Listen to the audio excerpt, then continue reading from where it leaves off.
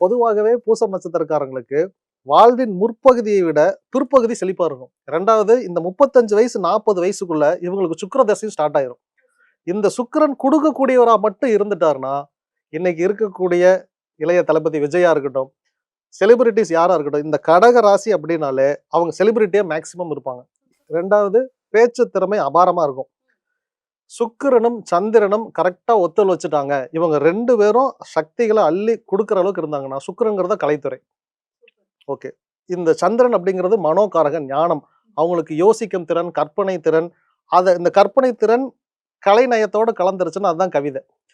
கவிதை, கட்டுரை, இலக்கியம் இது எல்லாமே. இது கலைத்துறைகள்லயும் வந்துருச்சுன்னா அவங்கள மாதிரி நடிக்கிறதுக்கு ஆள் இல்லை, அவங்கள மாதிரி டான்ஸ் ஆடுறதுக்கு யாருமே இல்லை. இந்த டான்ஸ் அப்படிங்கிறது காலில் ஆடுறோம். இந்த கால் அப்படிங்கிறது சனி பகவான். அப்போ சனி பகவானும் உங்களுக்கு ஒத்துழைப்பு கொடுத்துட்டாருன்னா, ஒன்று காலை நம்பி இருக்கக்கூடிய ஸ்போர்ட்ஸ், ஃபுட்பால், என்ன வேணாலும், இல்லையா டான்ஸ். இதுல சுக்கிரன் சம்பந்தப்பட்டார் இந்த சனி கூட அப்படின்னா நீங்க டான்ஸ். சுக்கிரன் சம்பந்தமே படலை அப்படின்னா நீங்க ஸ்போர்ட்ஸ் துறைக்கு போறீங்க.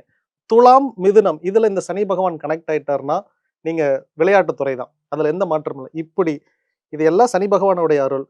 இந்த தைப்பூசத்துல ஆயுள் காரகன் அப்படிங்கிறவர் சனி பகவான்.